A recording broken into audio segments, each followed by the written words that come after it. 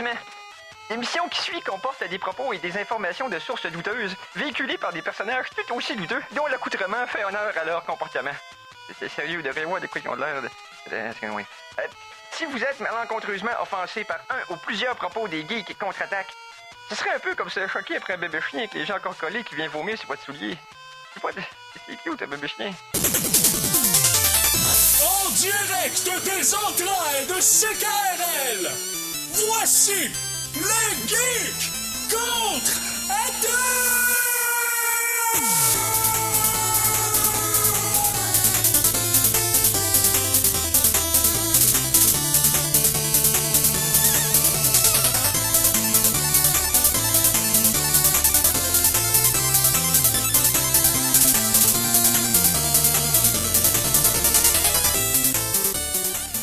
Samedi le 18 janvier 2020.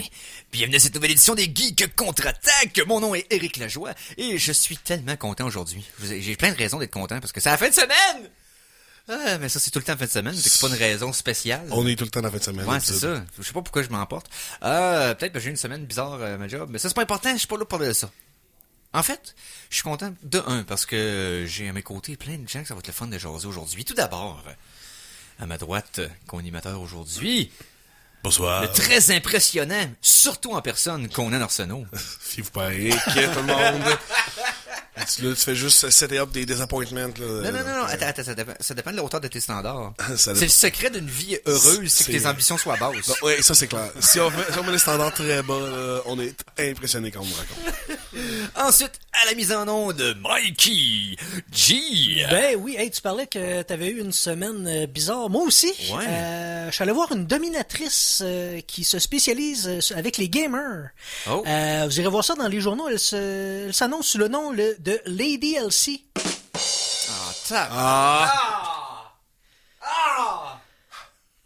Je suppose que de faire une transaction avec toi dans un but sexuel, c'est une micro-transaction. Ah, mais pour avoir vraiment ce que tu veux, c'est vraiment bizarre. Pour avoir ce que tu veux avec elle, faut que tu payes à la fin. Ah ouais? Faut que tu payes un autre montant à la fin. Oui, c'est... En tout cas. Mais en tout cas, bon. Ouais, c'est Ouais. donc, je pense que... Cette métaphore est maintenant terminée. Oui. Alors, le degré d'humour des Geeks Contre-Attaque qui continue toujours de creuser vers le plus profond des tréfonds de... Ce qu'on va faire? On va remonter un peu. Oui, mais c'est parce qu'il y a une personne que j'ai pas présentée encore. Ben, c'est ça. Mikey. Oui. Les geeks contre-attaque souhaitent la bienvenue à l'invité de la semaine.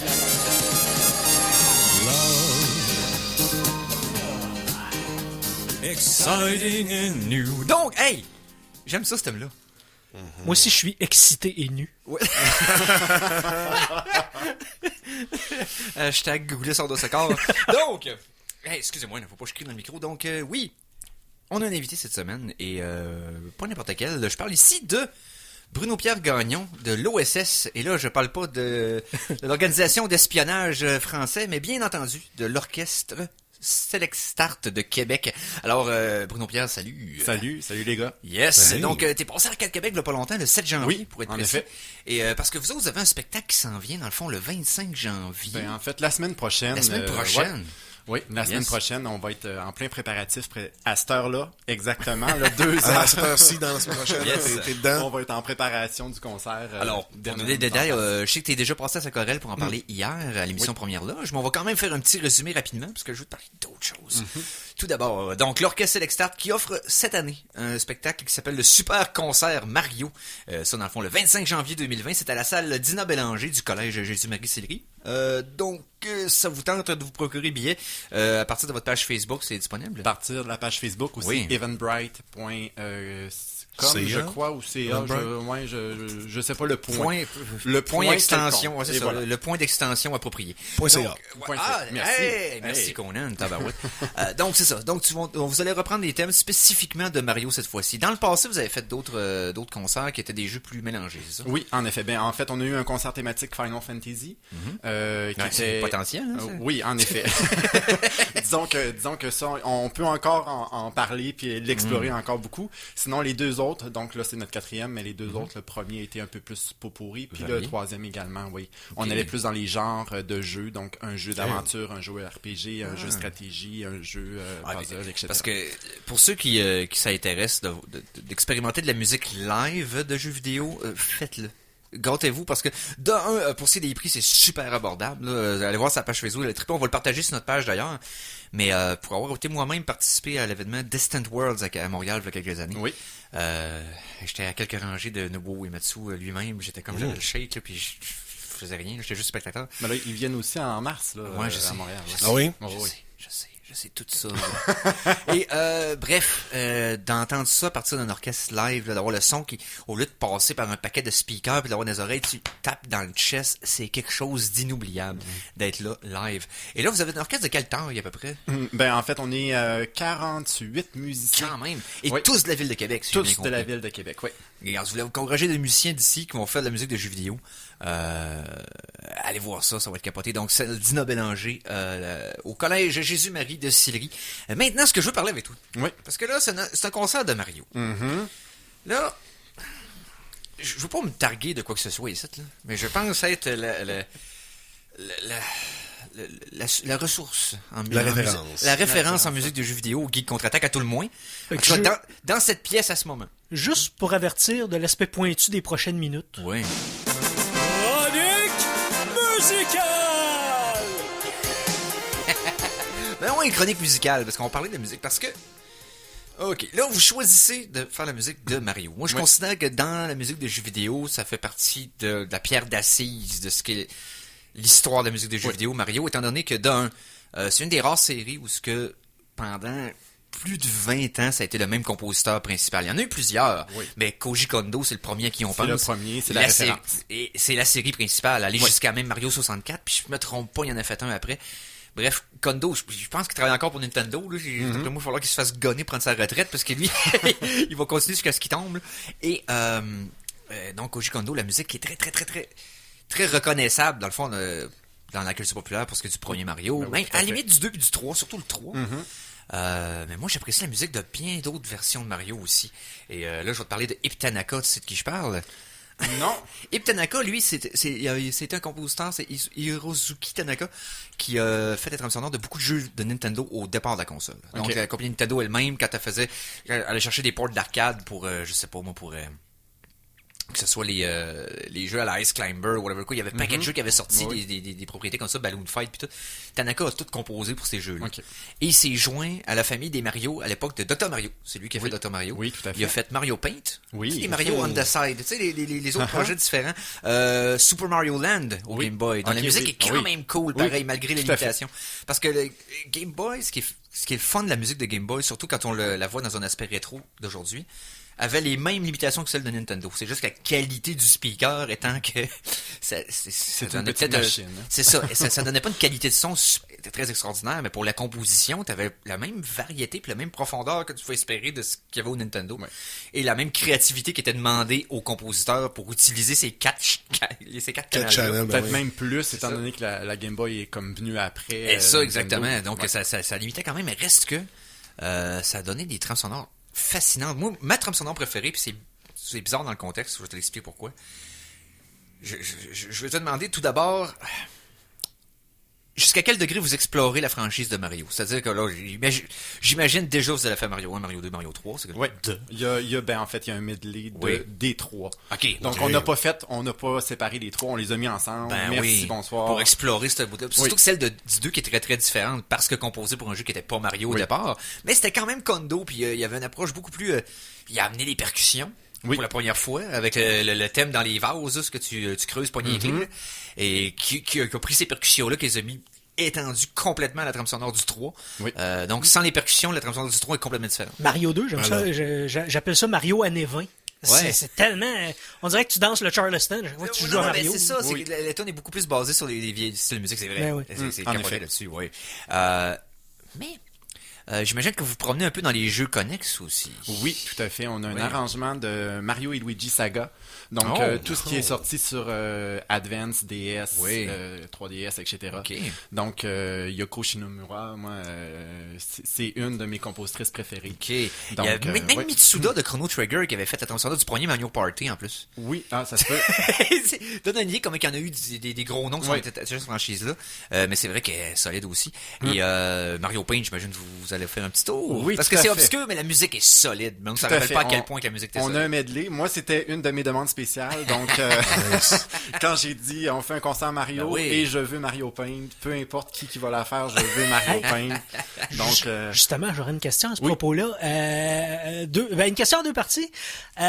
Quelle franchise de jeux vidéo à laquelle t'aimes mieux jouer et quelle franchise de jeux vidéo t'aimes mieux jouer? OK. Musicalement, Oui, musicalement. Ouais, c'est ça, parce Jouer, que là, à ça. radio, ouais, c'est ça. Les Jouer gestes de contre, Mikey. dans le fond, jouer contrôle panement et jouer musicalement. Ouais, avec des instruments de musique, ouais, avec une manette, tu sais. C'est ça. Je dirais, en fait, pour le jeu vidéo en tant que tel, avec la console et tout, moi, j'aime beaucoup les Final Fantasy. OK. Donc, moi, la série Final Fantasy, j'ai été initié au 6. Le 6, c'est mon préféré. Ton préféré, ever. ok. T'as fait Il est très difficile à battre dans mon Le cas. 6, avec Ouais. Kafka? Oui. Oui. Ah non, difficile à battre. OK, ouais, non, mais c'est dans- facile, dans le mais sens- ouais, OK. Dans le sens de préféré. De calibre. Le Oh, traité calibre. de nous. Parce qu'il avait tout pris ce qu'il avait fait des 5 d'avant, puis il avait amené ça à Oh, ouais, une non, non, non, culmination non. de potentiel. Quelle puis de belle différents histoire. gameplays. Quelle, ouais, c'est Oui, malade. c'est juste Avec incroyable. le nombre de personnages, tout c'est fou. là. Oh, ouais. Et ouais. Puis musicalement parlant, Final Fantasy est quand même très très très C'est quand même- solide. c'est quand C'est même Nobuo beau. Uematsu, on va se le dire. C'est le top de la montagne. là. Oui, C'est- en effet. On se le cachera pas. Le Legend of Zelda, j'ai eu la chance de jouer avec l'OJV, donc l'orchestre de jeux vidéo, qui ont fait leur concert Zelda, là, Oui. Hero of the Past, au Oui, Palais Montcalm, on en a puis à parlé, Montréal oui. également. Donc j'ai eu la chance de jouer avec eux. Puis c'est vraiment de la belle musique aussi. Oh, c'est ça. Puis Vraiment. c'est encore une fois Koji Kondo. Oui. C'est ce gars-là, c'est En effet. Mais c'est ça. Puis moi, mon préféré dans les Mario pour la trame sonore, c'est, ironiquement, c'est Super Mario World. Puis je sais pas si vous l'explorez rapidement, parce que Mario World, il y a une particularité, puis c'est pas tout le monde qui l'a remarqué. Je sais pas si toi, tu vas savoir de quoi je parle. Kondo fait de quoi de spécial avec la trame sonore de Mario World. C'est, mis à part certaines exceptions, c'est toujours la même tune réarrangée dans des beats, des rythmes et des tonalités différentes. Oui, Mais tout à c'est fait.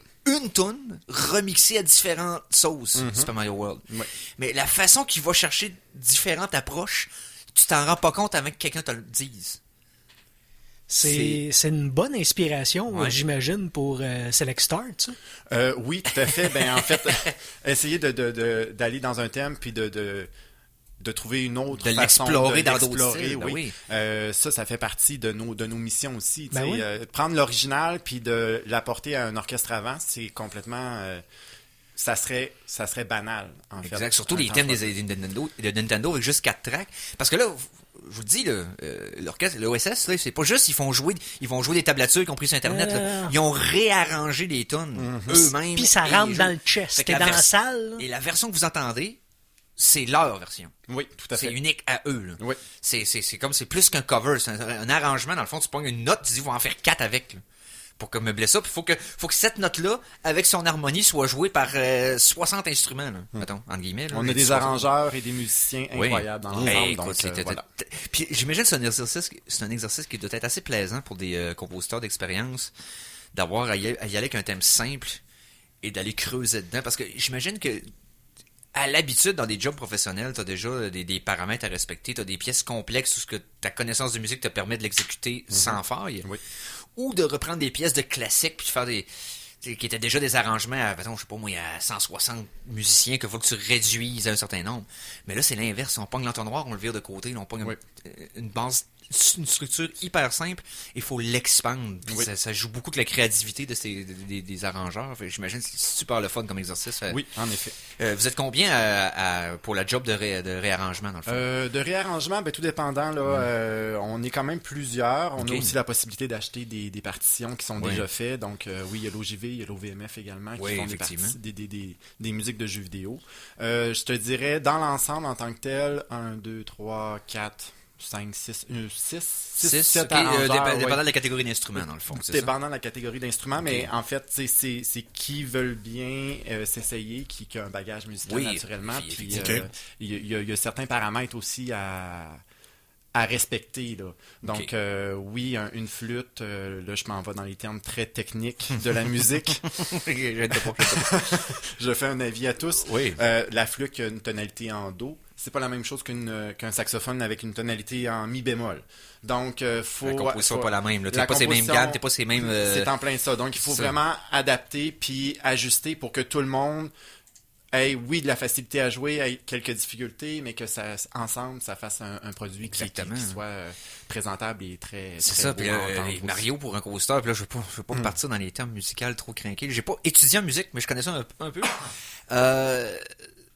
Comparé, mettons, à d'autres compositeurs de Final Fantasy, t'as beaucoup de gammes mineures là-dedans. On s'entend que c'est très, soit funeste, soit très nostalgique, soit très... Mario, c'est tout en majeur.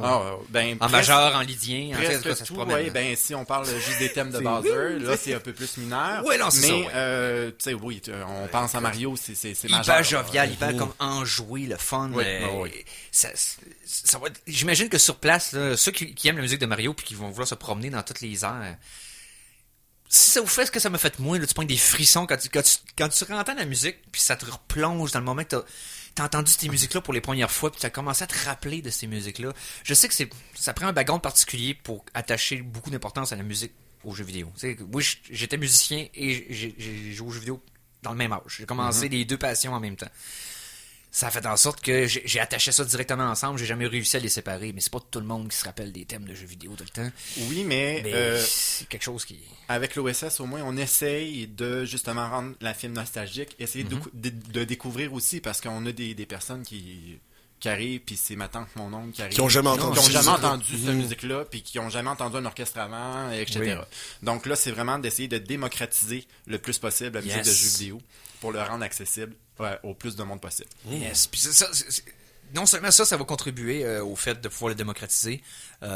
Écoute, honnêtement, fin janvier, vous avez quoi à faire, là? Honnêtement, il fait pas beau, il est tempête, là. Faut rester chez vous. Vous allez voir un orchestre qui fait de la musique des jeux vidéo, des passionnés de la ville. Puis moi, je sais le feeling que ça fait quand tu vas voir ça. C'est capoté, restez pas chez vous. Saldina Bélanger, Collège Jésus-Marie de Sillery, le 25 janvier 2020.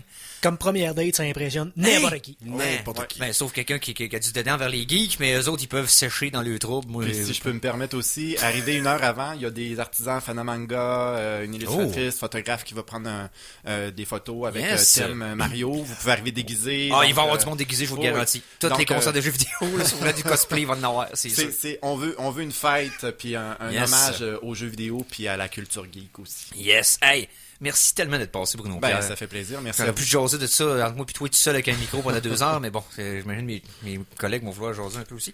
Donc, ce qu'on va faire à la place, on va passer en musique, Mikey, s'il te plaît. La chanson de la semaine! Question quiz, tu reconnais-tu le thème en arrière? J'ai pas porté attention. Une des trames sonores que je vais me rappeler toute ma vie, qui est complètement unique, Katamari Damacy. Oui. C'est complètement éclaté. Pour un musicien, là, c'est d'un wet dream de style différent. En fait, pas juste pour la musique, pour le jeu. Gameplay aussi, ouais. Le jeu est complètement original, tellement le fun, visuel est complètement sauté raide, mais la musique, j'entends une partie d'une tonne dans mes affaires, là, puis il faut que j'écoute la trame sonore au complet. En tout cas, tout ça pour juste pour compenser, là, oui. Un petit quiz rapide pour. C'est sûr qu'il va le savoir, c'est quoi ce son-là. Bon, ça y est. Qui ne connaît pas le rire de Kefka. C'est ça. Maudit clown. Sur ce, on va entendre une pièce de l'orchestre symphonique que vous aviez joué dans le fond en juin dernier. Oui. Si je me trompe pas, ou si mon papier se trompe pas, le 7 juin 2019. Dans le fond, on parle de la pièce un medley ou une pièce en particulier de Kingdom Hearts. En fait, c'est la pièce, le crédit à la fin, le end credits à la fin. Okay. C'est Simple and Clean. Yes, Simple. donc Kingdom Hearts, donc en parlant de crossover, on y va all-in. Donc Kingdom Hearts par l'orchestre Select Start. Oui, et pendant que vous écoutez cette douce chanson, on a une paire de billets à faire tirer pour... Es-tu malade? Non, je suis en parfaite santé, je te remercie de t'inquiéter. C'est une paire de billets pour aller assister au rappel, la date et le lieu. Le 25 janvier 2020 à la salle Dina Bélanger du Collège Jésus-Marie de Sillery. Bon, c'est ça. 2 paires de billets pour aller au concert de musique de jeux vidéo et vous allez appeler pendant la toune au 88 640 15 86 88 640 1586 avec la réponse à la question suivante. Quel animal Eric déteste? Alors voilà. Ok, bon, ça va juste être les fans du show qui peuvent répondre. Mais c'est assez évident comme réponse. Donc, merci d'avoir été là, Bruno Pierre, honnêtement. Là. Ben, merci de l'invitation. Puis écoutez ça, dans le fond, l'orchestre symphonique. On écoute ça, donc orchestre Select Start, voilà, de Québec. Pièce Kingdom Hearts au Geek contre-attaque. Nice play. C'est ça, j'ai fait.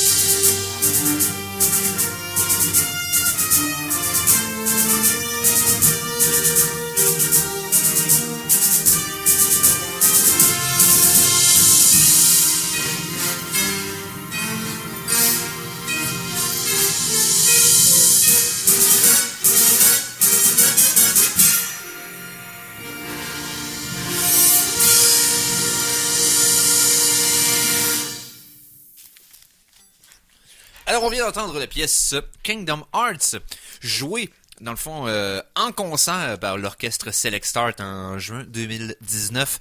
Donc, vous voulez pas les manquer? Vous voulez voir ça live, mais toutes des tonnes de Mario? C'est le 25 janvier, c'est à la salle Dina Mélanger, et c'est au collège Jésus-Marie de Sillery. Manquez pas ça. Parce que t'as toujours un petit creux.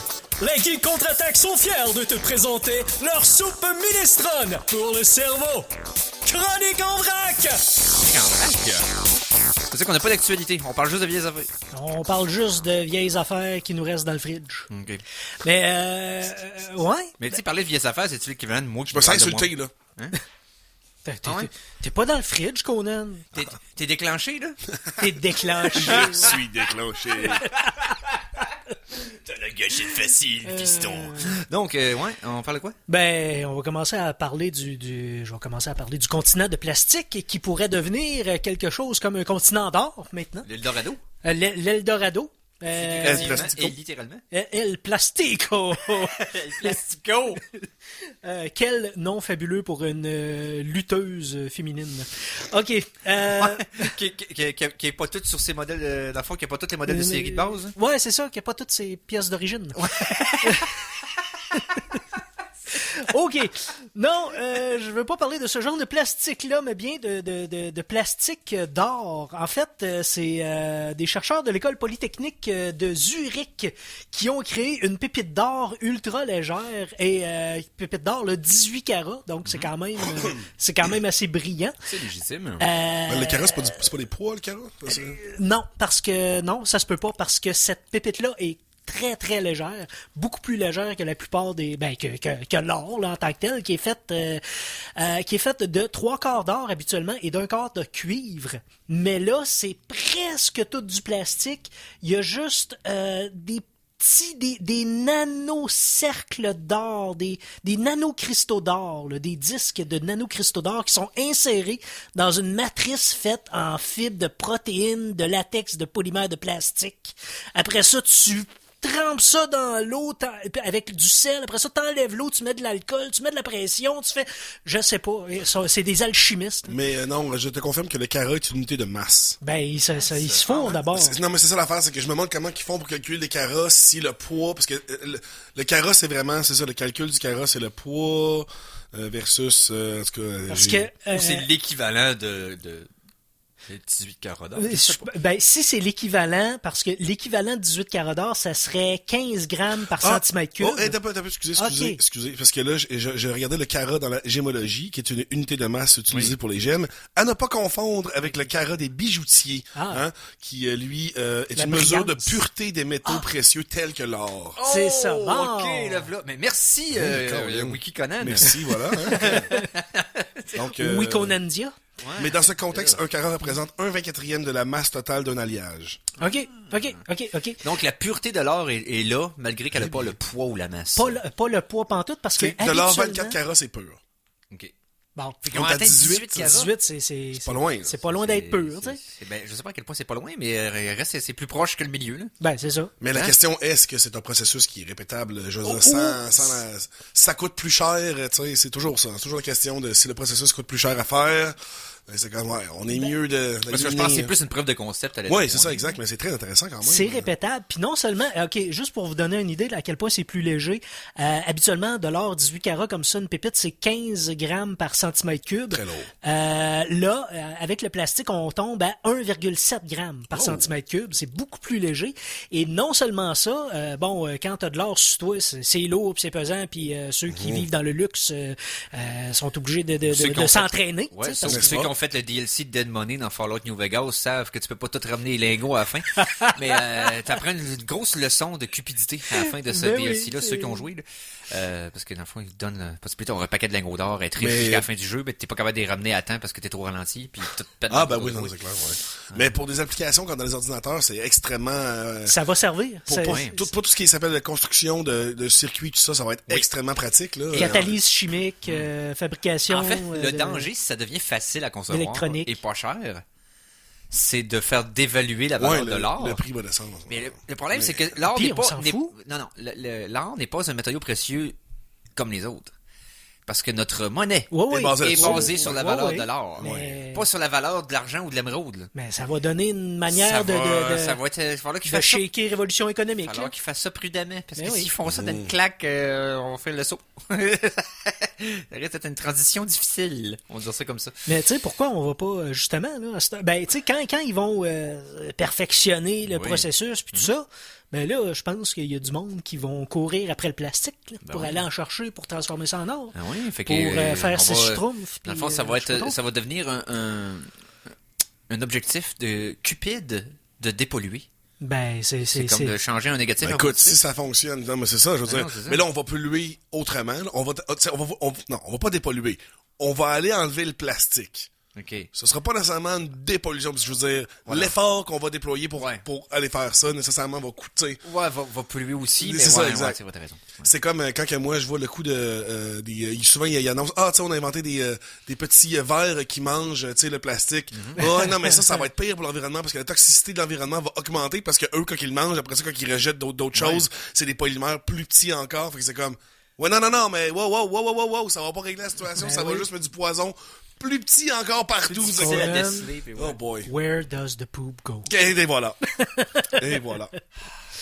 Mais parlant de poop et de tout ça, je suis en train de lire un article Ça va, sur... ouais. Quelle transition. Oui, n'est-ce pas? Hein? Sur Life Science qui parle qu'il aurait trouvé une des nouvelles sources de morts vraiment en gros nombre. Et puis, c'est le sepsis. Donc, le sepsis, pour les gens qui savent pas, qui n'ont pas écouté House, c'est... Tu rotes, je suis par les deux bouts. Non, c'est pas ça, ça c'est une Ça, c'est une cystite. cystite, ça, exact. Donc, le sepsis, dans le fond, c'est que c'est une affaire auto-immune que le corps se met à faire de l'inflammation partout. C'est comme une espèce de réaction en chaîne due à comme une espèce de... Ça peut être dû à plein de choses, une Le irritation système de... immunitaire pense que, mettons, il y a une inflammation quelque part. Mais il pense que c'est il partout. applique partout. Donc, Fait qu'il vient enflé de partout, il et est inflammé puis, partout. Et c'est il monte. C'est une L'inflammation. réaction allergique. C'est exactement ça, C'est mais à la horrible, grandeur ça. du corps, donc puis ton sang devient comme infecté par ton corps consent que ton sang complet est infecté, donc c'est extrêmement grave. Et donc sur 49 millions de personnes qui ont eu le sepsis, 11 millions sont morts. Donc c'est une personne sur 5 qui donc c'est vraiment un très très gros problème que personne ne savait que c'était vraiment ça une des sources de morts aussi fréquentes chez Ce qui est drôle, c'est que je réfléchis à que ça doit être d'avoir tout le corps en inflammation. Oh my là. god. Réalise que ce qui fait mal pour un mal de dents, c'est l'inflammation. l'inflammation. Non, c'est ça. Si tu guéris l'inflammation, t'as plus mal. Si tu as une tendinite ou une bursite... C'est de l'inflammation qui dans va bouger, 90% des cas qui fait mal. C'est de l'inflammation, faut que Ouais, t'enlèves. c'est de l'information. Fait que imagine que t'as comme mal aux dents ou comme quand t'as une partout. bursite. En dedans. Partout, tout le temps. Partout, en dedans, partout, là, de toutes les cellules Mais de ça ton a pas corps. de bon- Ça doit être horrible comme mort. Aïe aïe.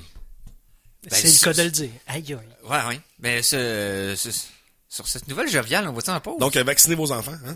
Ben oui. S'il vous plaît. S'il vous plaît. Là, je veux pas d'argument contraire. Le premier qui n'a parlé à poser pour Playboy avait pas de crédibilité. On peut s'arrêter avec Johnny McCarthy puis son Oh my God. anti- Elle avait pas toutes ses pièces À d'origine. cause des mouvements anti-vaxxeurs aux États-Unis, là, il y a des maladies Oui. qui reviennent comme la rougeole. la rougeole, la plague, donc la peste qui reviennent. Il y a des cas de maladies qui étaient presque enrayées parce que ça peut jamais vraiment enrayé. Maintenant, on peut diagnostiquer l'ignorance. Ah, C'est très quel Donc, cauchemar. Hey. hey, on est rendu en politique. Ouais, on arrête ça, là. On arrête Ouais. ça. Hey, les affaires plus fun à parler après ça, là. On fait une petite pause. Après ça, on parle-tu d'autres nouvelles? On parle-tu de films? On parle-tu de... Il y a plein d'affaires à jaser, hein. Ben, Comment? Alors attention, ici c'est François Pérusse et ce que vous écoutez en ce moment, c'est les Geeks contre-attaque. Fait que, watch out. À CKRL 89,1.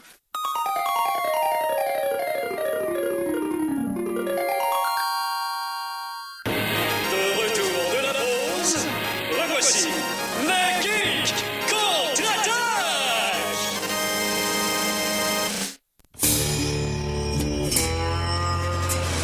Nous nous apprêtons à vous entretenir de faits vérifiables, véridiques, éprouvés. Mais pour combien de temps? Chronique Science. Ah, avec ce thème sonore de mal brisé. Hein? Brisé mal. Ouais, ça, Ah, d'accord. en tout cas. Ouais. Brian Cranberries. Ouais. Brain Cranberries, c'est son nom Ah, complet. c'est ça, c'est des canneberges cérébrales. Sur ce... Hey, ok, donc... Un bon nom pour un groupe de musique, ça. C'est Ah clair, ouais, hein, canneberge cérébrale, c'est un groupe de punk. Là. Ah oui. Cranbrainies. Donc, hey! Hey, on vient-tu de faire un brainstorm, nous autres, là? Hey, Ouh. hein? Ouais, c'est Ok. c'est plus un brain fart. Sur ça, ce qu'on va faire, on va parler de deux nouvelles en particulier. Dans le fond, tu nous parlais de nouvelles formes de vie la semaine dernière. Oui, Néon, qui est une révolution dans le monde de la vie et de l'existence en tant que telle, qui est un avatar sur une TV. Not. Ouais, c'est ça. C'est pas... Non. Non, Non, on a peut-être de quoi d'un peu plus concret, Conan. Oui, donc des scientifiques ont Ben, j'espère que- construit... Ouais, ben tu sais, ça commence toujours avec des scientifiques, nous sur notre manière. Des Des scientifiques... robineux, un en, gars. des robineux en sarrau. Ben, écoute! Ils sont venus parler au micro. Comment Continue.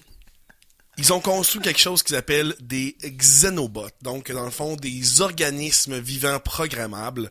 Ça ressemble à un petit paquet de cellules à quatre pattes. C'est très petit, là, c'est environ 700 microns de diamètre. Donc, juste un petit peu plus petit là, que... Moi? Ouais, juste un petit peu plus petit. Tu peux en tenir deux dans tes mains. Donc, et ça, ils ont construit ça de cellules d'une grenouille. Donc, ces petits blobs-là, eux, peuvent peuvent faire plein de choses. Ils peuvent se déplacer, ils peuvent se fusionner ensemble, ils peuvent évidemment transporter des choses. Évidemment, tu sais, un des espoirs, c'est de faire ça de manière médicale. Donc, aller quelque chose qui peut aller de manière précise, porter des médicaments administrer ça à un endroit précis, local, avec une dose précise, exactement. Sans parce que c'est souvent la procédure d'aller mener le dit médicament ou le dit enzyme à certains endroits qui est dur, qui va être très difficile pour la récupération du corps. Voilà. Tu sais, de résoudre un problème cardiaque, là, quand il faut que tu passes par l'aine pour passer une caméra dans toutes les artères. C'est ça, c'est parce qu'un médicament affecte tout. Si tu vas juste à la place, tous les tissus qui sont autour ne sont pas affectés. Le traitement du cancer, c'est le traitement qui tue presque les gens. Exact. C'est l'option nucléaire pour tuer 2 doutes dans un building. Là. Exact. La chimiothérapie, c'est toute la rémission du cancer. Là, tu passes comme 2 mois à l'hôpital, te remettre de la chimiothérapie. C'est comme stock, là.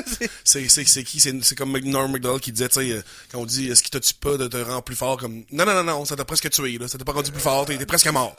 T'es pas plus fort, t'es presque mort. C'est ça. Oh, Norm Macdonald. Puis c'est un super, c'est fou pareil, le super ordinateur qui a pensé à la forme, qui a conceptualisé tout ça. On dirait une petite bébête de Minecraft. On dirait, en fait, là, le petit gif de l'ours polaire, comme il y a un gif d'un ours polaire qui marche, là, qui est comme en CGI, vraiment crude, on dirait années 90. Ça venait d'une vieille pub de Coke, ça se peut-tu? Peut-être, ça se pourrait, là. Il faisait des pubs de Coke dans les années 90 ça se pourrait. en CGI. Je vais essayer de retrouver le petit gif de l'ours polaire qui marche, mais donc, c'est extrêmement intéressant comme nouvelle avenue, et évidemment, ça fait partie aussi, là, un pas de plus vers la singularité, donc, moi, je suis 100% pour. Fait, dans le fond, les premiers aides Twin Intelligence vont être sûrement programmables, sûrement, ça va être nous, sûrement, qui vont les faire. Mais ils vont être à l'échelle microbienne, dans le fond. Ça sera pas à l'échelle, tu sais, ça sera pas des androïdes de notre taille. Pas tout de suite. Ils vont peut-être... Ils vont se mettre en paquet, là, ils vont en faire un. Ils vont nous envahir de l'intérieur.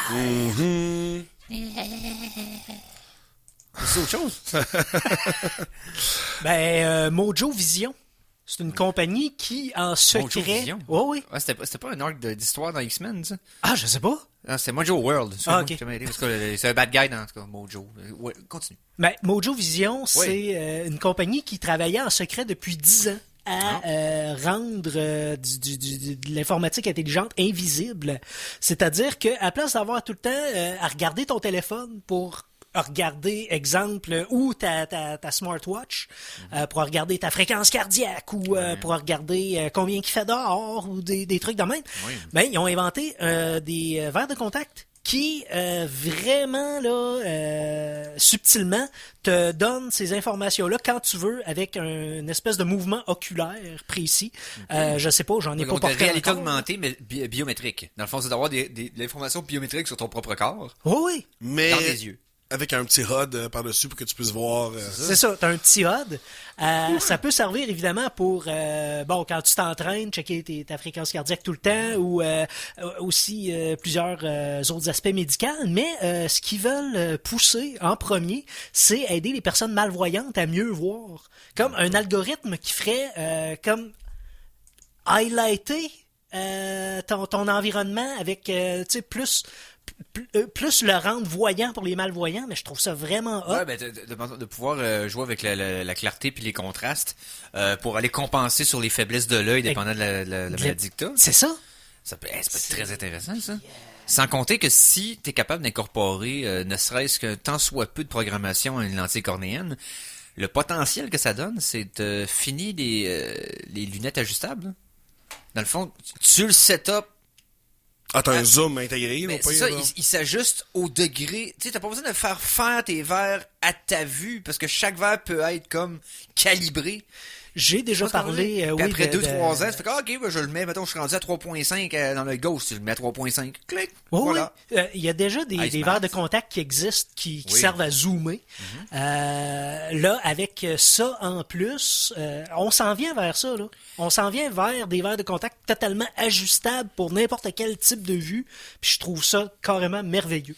Ça va être capoté. Parce que de toutes les avancées médicales qu'on va avoir dans les prochaines années, pour ce qui est du cornéen, ça risque d'être celui qui va plus filer futuriste en premier. Ben oui, parce que là, c'est un impact direct sur physiquement tout ce que tu peux voir, là. Donc oui. Tu sais qu'il y a bien d'autres qu'on va tomber dans le domaine de la science-fiction qu'on l'est déjà sans s'en rendre compte. Juste les membres. Non, mais juste les membres bioniques à ce temps qui sont faits, là, qui ont quasiment Je veux Mais dire, on n'a pas l'impression qu'on Non. est tant que ça dans le futur. Mais, Ça, on ça, va faire comme, wow, OK. On vient de passer un step. ouais, je suis d'accord. Ça va être assez... Ben, tout ce qui influe la vision, on a cette impression-là. Justement, je parlais, c'est ça, réalité virtuelle. Là. Quand ça a commencé, là, la première fois que tu revêtis un casque, comment... T'étais là. Ben, oui, T'étais là chez oui, Conan. quand tu t'es fait des VRJ. Oui. J'étais là. VR, ouais, VR. VR. Oui. Des Ouais, VR, c'est ça. Puis non, c'est ça, c'est parce que moi, la première fois que j'ai mis un casque de réalité, je suis comme flabbergasté, là, le futur est maintenant. C'est parce là. que c'était rendu plus loin, je pensais que ça l'était. C'est ça mon point. C'est que la sensation qui trickait, entre guillemets, mon cerveau à dire, OK, t'es peut-être là, finalement. Là.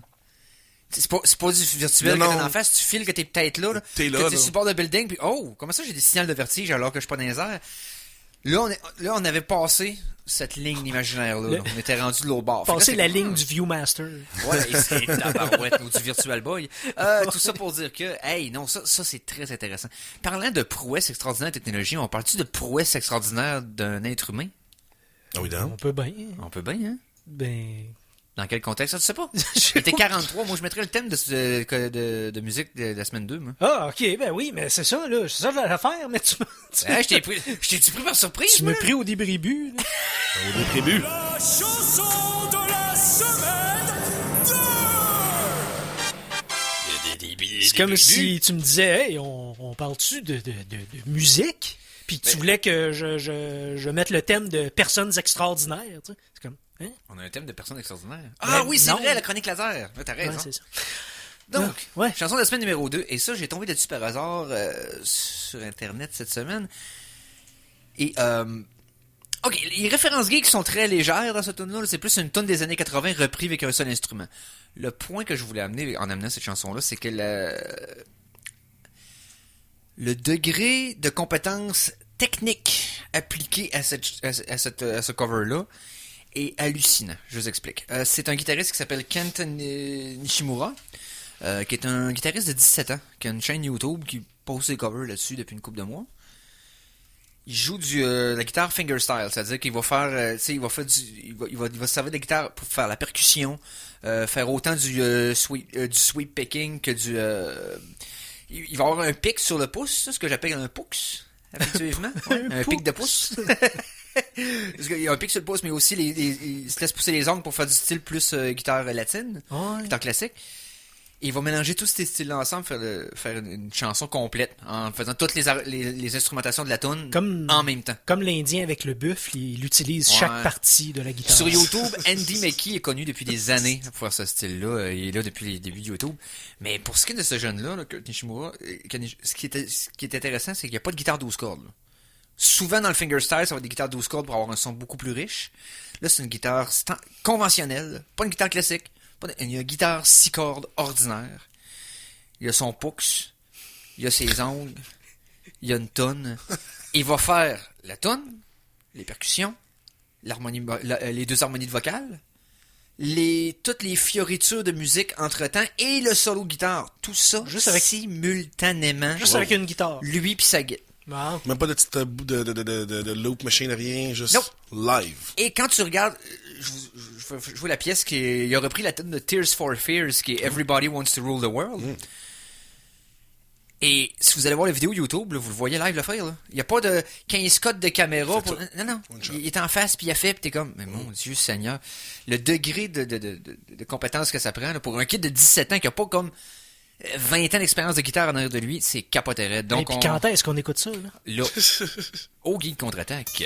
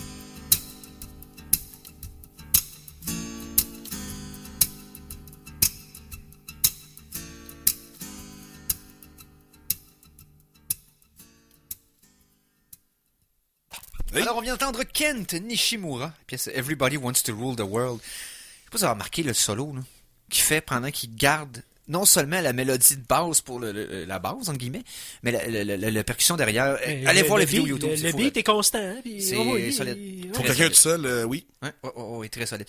Donc, on va starter avec une chronique. Hein?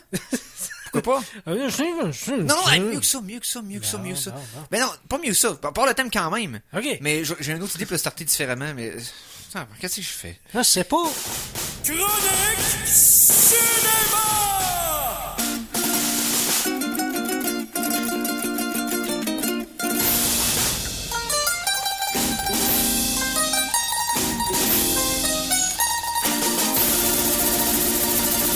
Voici comment le reste de l'émission va se dérouler.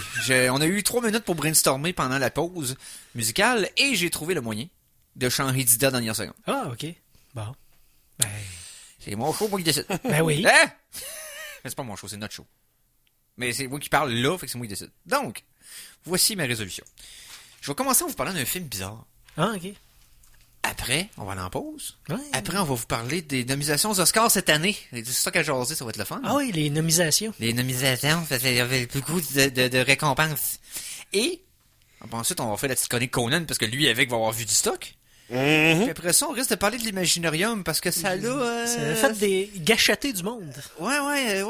Ah ouais, j'imagine. Ouais, ça c'est... Ça a été très actif sur la page Facebook cette semaine au Geek Contre-Attaque. Donc, ouais, voici comment ça va se dérouler. Donc, je commence par parler d'un film. OK. Hier, j'étais dans... J'ai arrêté de travailler sur un projet secret que je vous parle un peu plus tard cette année. Me reposer un peu les yeux. J'ai décidé, là, je vais... Je vais écouter un Je film. vais écouter un film. Tu sais, je vais me promener, je vais regarder, je vais écouter un film. Et je déambulais. J'avais des films que je voulais déjà voir. J'ai mis ma playlist de wishlist, peu importe qui meurt jamais. Là. J'ai assez tué ma wishlist de Netflix pendant que le film. J'ai pas été capable de donner idée. Ouais. Puis C'est- en plus, tu t'en mets tout le temps pour les il en soirées rajoute. de nanar. Puis tout j'en vois ça. un nouveau qui me fait penser à un autre que j'ai pas vu. Puis hey, je découvre tes réalisateurs, ça me rajoute tous les films de sa filmographie dans la liste, ça finit plus.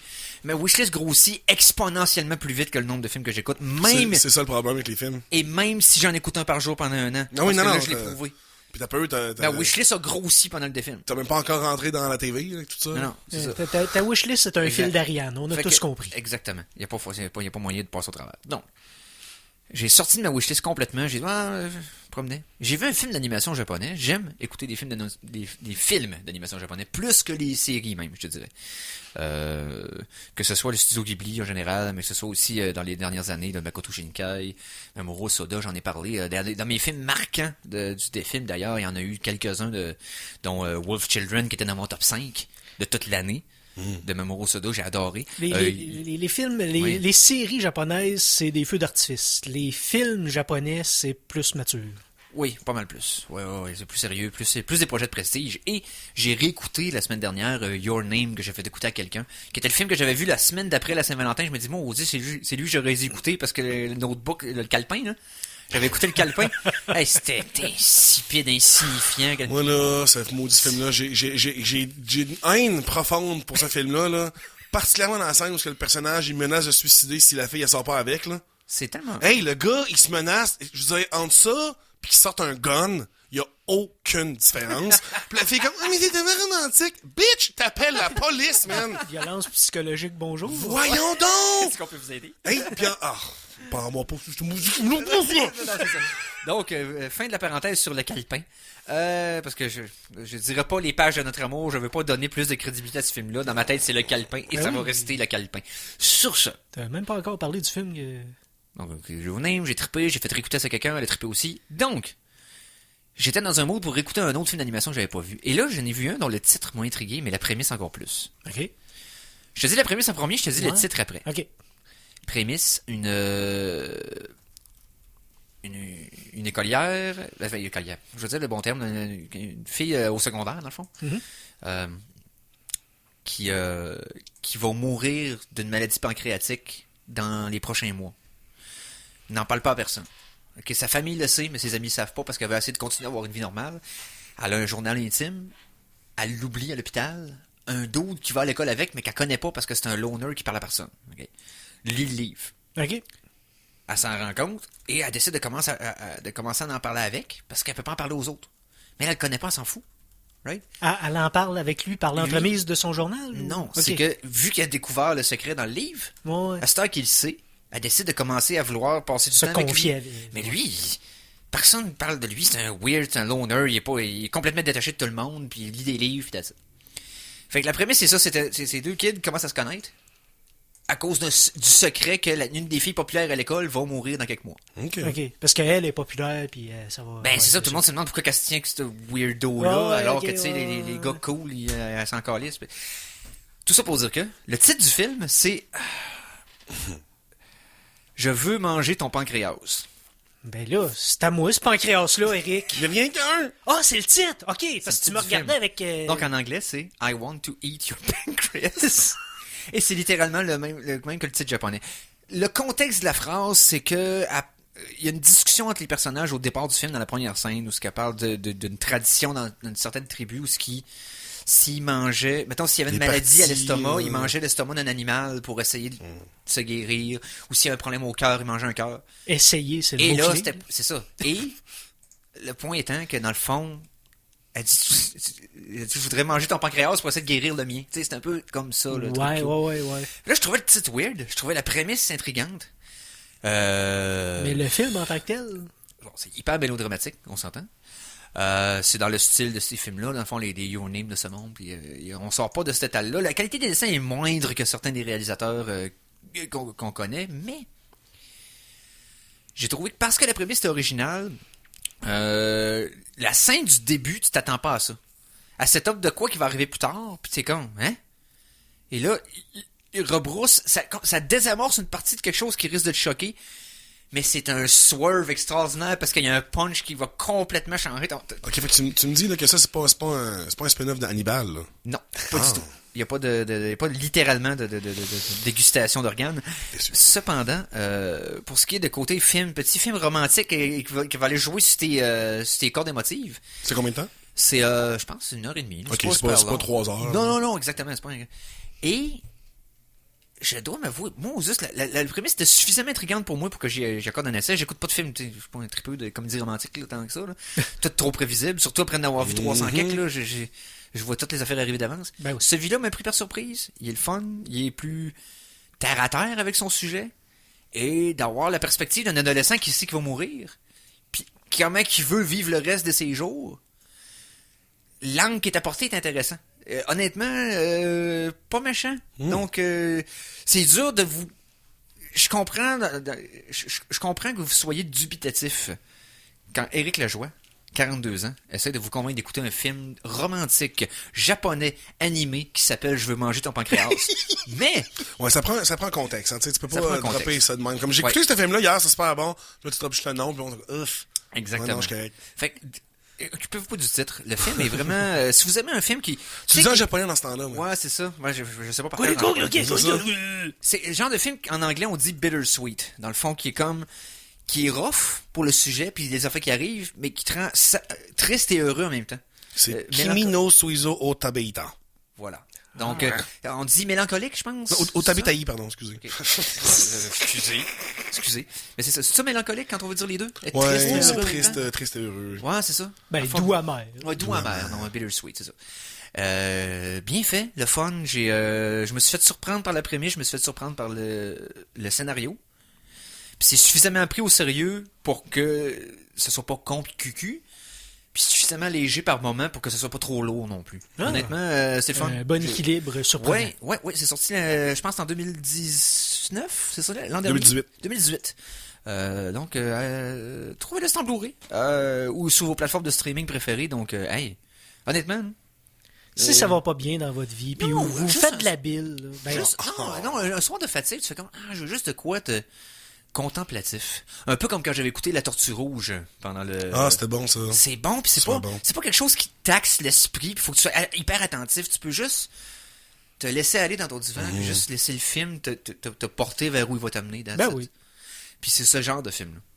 J'aime ça, un film de même de temps en temps. Columbus, un film en live action aussi, qui est avec voyons, comment il s'appelle, John Cho. l'an dernier, que j'avais écouté pendant le défilm, qui était aussi ce genre de film-là, c'est qui est plus tranquille, plus... tu fais juste prendre le drame pour ce qui est, il n'y a pas de mélodrame au travers, c'est pas poussé à la limite. Dans ce cas-ci, il y a un petit peu d'exagération, c'est un peu over the top par bout pour ce qui est du drame, là, on s'entend, là. Ça braille, là. Mais ça, c'est un peu le propre des films de coming of age, là, tu sais, je veux dire. des coming of age movies, surtout dans le style japonais. Puis faites pas le saut au départ, les films pour jeunes adultes qui sont par essence dramatiques au Japon ont une toune d'intro. Ah oui, ben. Comme une série. Ouais, Dans un film. OK? Faites pas le saut. Faites pas comme... Oh, non, ça suit pas le ton de la toune, pas en tout. Là, c'est juste que... disregardez ça, puis passez au film, puis vous serez pas déçus, d'après moi, j'ai bien aimé ça. OK. Yes, donc, hey, petite pause, puis après ça, on va parler des nominations aux On parlait Oscars. de ballet. Là. Ouais, parler de ballet, mais c'est parce que j'ai mes opinions là-dessus. T'as des opinions sur tout, Eric. Je sais. Alors attention, ici c'est François Pérusse. Et ce que vous écoutez en ce moment, c'est les Geeks contre-attaque. Fait que, watch out. À CKRL 89,1. De retour de la pause, revoici le Geek contre-attaque! Et nous sommes de retour pour la deuxième heure des Geeks contre-attaque en ce samedi, le 18 janvier 2020. Et là, on va parler de ce qu'on parlait avant la pause. Oh, Mikey. Il est tout le temps prêt, là.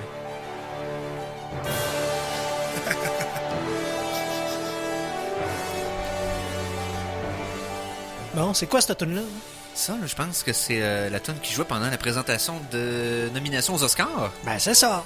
Yes! Donc, les Academy Awards ont annoncé cette semaine les nominations pour la cérémonie de cette année qui va se dérouler fin février, début mars, comme d'habitude. Là, j'ai pas la date. Là. Tout ça pour dire que j'ai vu la liste. J'ai eu quelques réactions suite à cette liste parce que j'ai vu certains des films, d'autres que j'ai pas vus, donc je peux pas me prononcer de façon entière et complète. Mais je compte faire un peu comme j'ai fait pendant le défilm. Je vais essayer de voir le plus de films possibles qui sont pertinents de voir pour avoir une meilleure idée. Puis c'est pas dur, parce que c'est tout le temps de même, on dirait. C'est tout le temps 5 films. Les 5 films qui reviennent tout le temps dans toutes les... ces 5 films-là sont nominés partout. Non, c'est ça. Mais bon. Okay. Il y a quelques affaires là-dedans que je trouve bizarre. Je veux qu'on fasse un bref survol. Moi aussi, j'ai des opinions. Oui, on a tout. Sinon, pourquoi qu'on ferait ça? Donc, les meilleurs courts-métrages, animation, courts-métrages... Bon, ça, c'est pas... meilleurs documentaires non plus. Quoi, je pense qu'ils sont par ordre d'importance. Ouais, c'est ça. C'est pour ça que je commence par la fin. C'est pour ça aussi. Meilleur film d'animation. OK? Commencer par ça. Cette année, ça semble être un prix qui va se donner quasiment par automatisme. Parce que, tu sais, on a How You Train Your Dragon de Hidden World. J'ai perdu mon corps, qui est le genre de film qui dure moins d'une heure. Je pense que c'est sur Netflix. Ah, ok, oui, je pense. C'est bon, ça.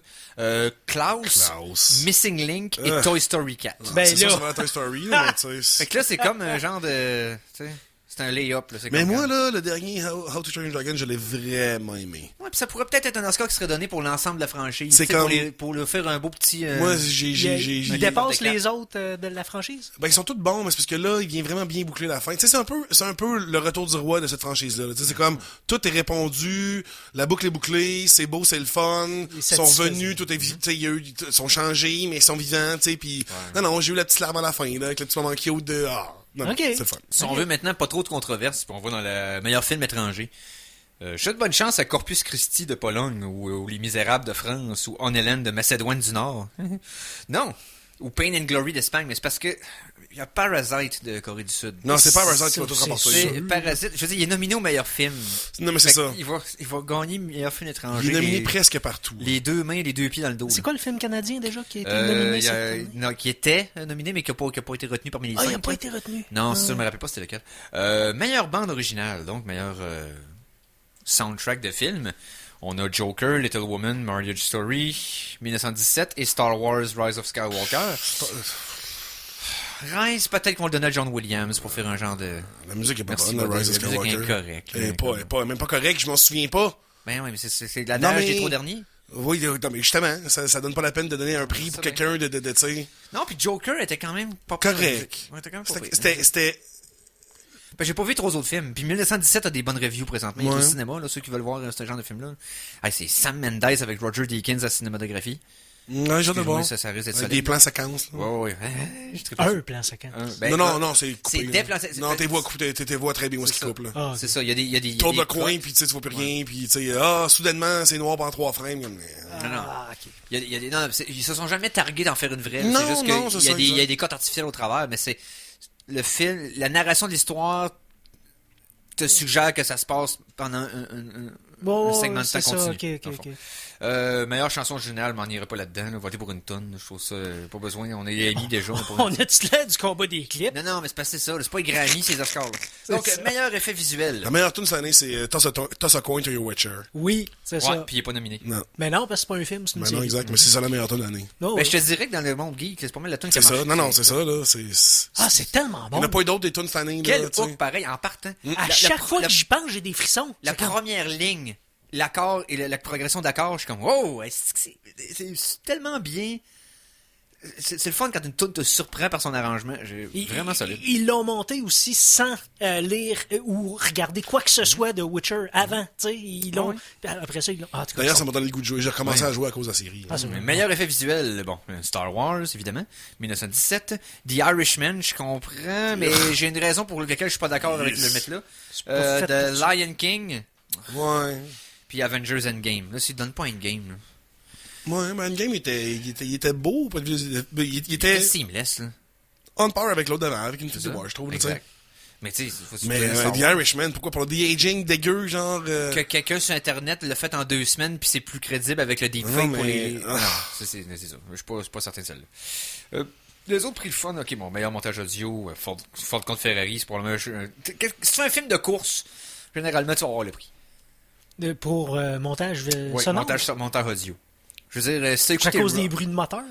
la face... Ben, d'être capable de capter l'adrénaline d'une course avec les différents plans de caméra. C'est là que tu veux faire un démo de son à quelqu'un avec un système de son, il n'y a rien de mieux qu'une course automobile pour te donner tout le range d'un système de son.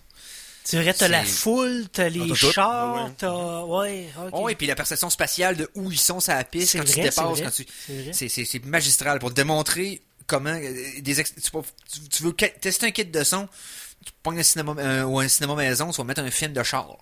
Donc, d'après toi, c'est Ford Ben, Ferrari je qui dis va juste, gagner. juste à cause de ça. Ouais. Mais pour le moment, ils vont le donner à quelqu'un parce qu'ils n'auront pas donné de score d'une autre catégorie, ils vont y donner en compensation. Bon, meilleur message audio, meilleur montage. Bon, Ford contre Ferrari, Irishman, Joker, Jojo Rabbit, Parasite. Meilleure photographie. 1916, 1900... Mais c'est il le- y a pas- non, il y a je pas veux dire, là-dedans, Mais c'est s'il n'y a quatre- pas de cote, il n'y a c'est pas de quatre montage. Ah, ben, hey, qu'est-ce que je fais là? Oui, c'est le contraire. En Ok, c'est guillemets. bon. Je vais m'attarder un peu à meilleure photographie. Oui. Ouais, meilleure mise en image. Là, il y a The Irishman encore. Ça, je suis comme, pas tant. Vraiment pas tant. Pas là. tant. Ouais. Ils veulent juste se flatter Scorsese dans le sens du poil. Voyons donc, là. Joker, Ouais. qui est pas mauvaise. Non, la photographie est bonne. la photo est vraiment même Ouais. surprenante. Oui. Parce que t'as plus une vibe de film d'auteur que de film de super-héros, ce film-là, Ouais. à cause de l'image. 1917. Once Upon a Time in Hollywood, j'ai Ouais, tendance à être d'accord suis que d'accord. ce film-là est splendide. Et The Lighthouse, qui est sa seule nomination aux Oscars cette année. Qu'est-ce Et je vais que- revenir là-dessus. Ouais, photographie. Dans la Lighthouse. photographie, Lighthouse. Ben, s'il le gagne pas, c'est le seul qui est nominé, OK? Faut qu'il gagne. Faut qu'il y ait un bon J'en ai monde. parlé la semaine passée, comme j'ai trippé sur Lighthouse. Le principe des lentilles, les lentilles centenaires, puis le ratio qui n'existe plus, puis le... Non, regarde, c'est capoté. Oui, là-dedans. c'était plus un buzz là, Lighthouse, de c'est direction hot. photo. Là. Puis aussitôt que tu es habitué, là, après 40-50 secondes, là, tu sens même plus que tu regardes ça dans un ratio qui est passé à date de plusieurs décennies et que tu regardes ça à travers une lentille qui est plus vieille que tes grands-parents. OK? Tu t'en rends plus compte. L'histoire est prenante, puis la photo est suffisamment de qualité pour que tu caches tout ce qui se passe, même si c'est en noir et blanc, c'est capoté. Lighthouse, regarde. OK. Bon, meilleur maquillage, on s'en fout, parce que il y a des années subséquentes. Faut pas oublier que Suicide Squad a un Oscar à cause de la catégorie meilleur maquillage et coiffure.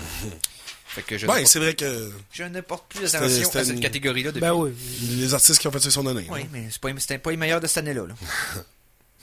Voici mon meilleur costume, meilleur décor, meilleur scénario adapté. Bon, meilleur scénario adapté. Et meilleur scénario original. ok? Ouais.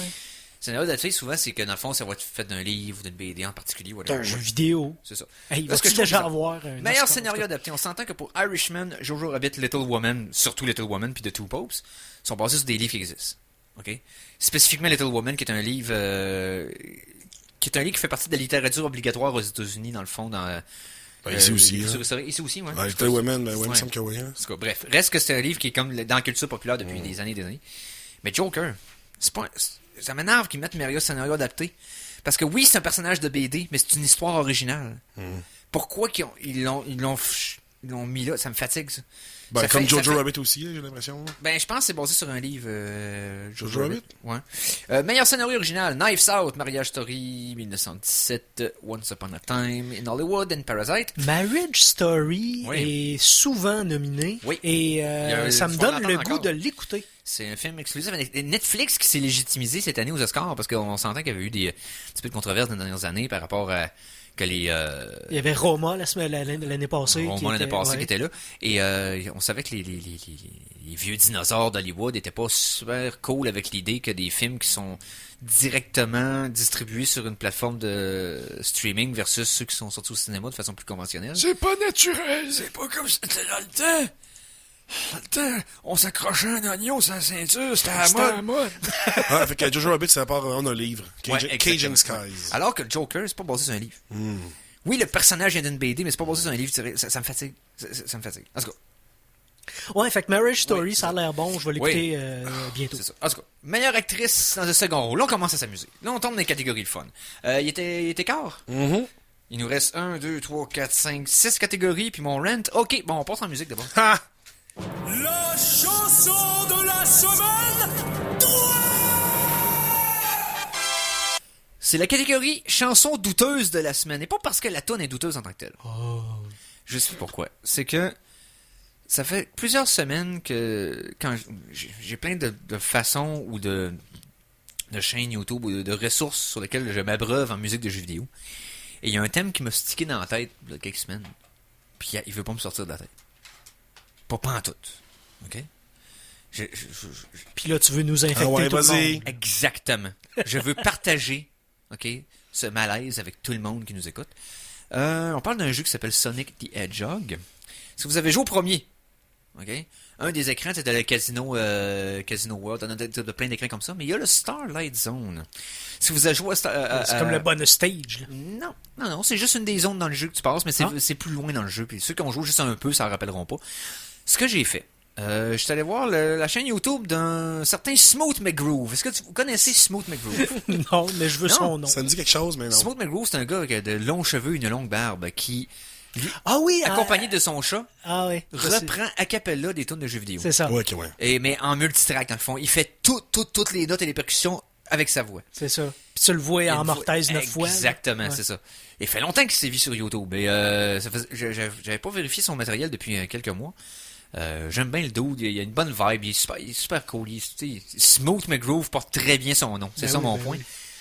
Et il avait fait une reprise de Starlight Zone de Sonic the Hedgehog. Donc moi, ce que j'ai fait, j'ai inclus la tune Starlight Zone ne dure pas super longtemps, elle dure genre 1 minute et demie, la vraie tune. Ouais. Lui, il a fait exact, donc elle se répète, right? Oui. Donc on va l'entendre à plusieurs reprises. Donc, assez pour vous la mettre dans la tête, vous autres avec. Mais surtout que j'ai pris l'original pour vous démontrer quelque chose. L'original et la version de Smooth McGroove pour vous montrer à quel point ce gars-là est très précis dans ses reprises de jeu. J'ai fait un genre de crossfade entre les deux. Ok. Vous allez entendre l'original starter et ça va Vers tranquillement ok. vers Smooth McGroove. Vous allez voir que McGroove a le même tempo, Pareil. le même pitch. Je n'ai rien modifié de ni une ni l'autre des tracks. Ok. Ils s'emboîtent une dans l'autre comme si de rien n'était. Donc on écoute de Smooth McGroove ainsi que l'original de Sonic the Hedgehog, Starlight Zone, au Geek contre-attaque.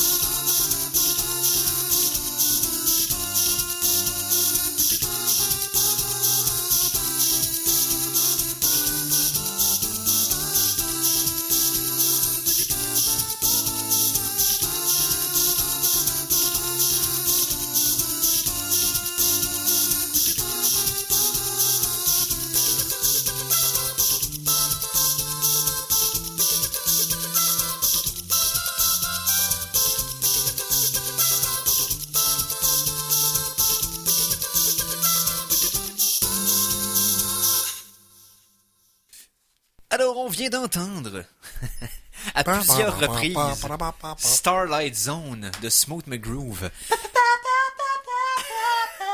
Hein? T'es-tu dans la tête à ce temps? Non. Non? Le pire, moi non plus, je me souviens plus de la mélodie déjà. C'est pas si pire. OK. C'est pas si pire.